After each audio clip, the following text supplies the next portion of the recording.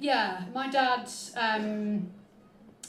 as I mentioned, he had quite a he travelled all over the world, and he had made good money, and then he decided that lifestyle didn't really go hand in hand with having a young family. So I was probably around about 5 at this time. So he'd been home. He raised a family of 5 by teaching bridge, the card game, which I think is quite impressive. And I probably just started school, and we maybe weren't spending huge amounts of time together. So he took me away for the weekend. We went all the way from Ipswich to Felixstowe, which, if you're familiar with the geography of Suffolk, you'll know it's literally just up the road. But it didn't matter, and I still remember that weekend really fondly. And the song tells that story. But also, another moment, he was driving me to school, and he turned to me and he said, "Hannah, are you happy with the way things are? You know, perhaps we don't have huge amounts of money, for whatever the latest toy was I wanted, or nice holidays, but I'm around, and I'm at home, and I'm working from home. I could go back to my old job, and we'd have some more money, but you wouldn't see me very much." And I turned to him and I said, "Daddy, can you go back to your old job, please?"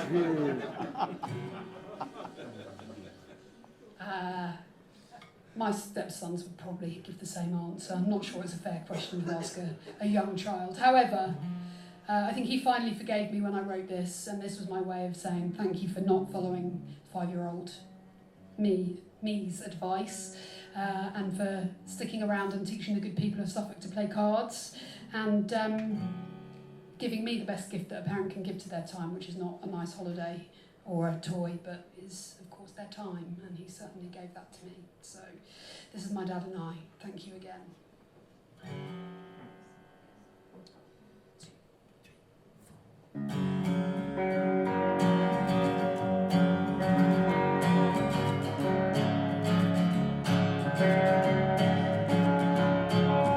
Daddy's driving us to the seaside for the weekend.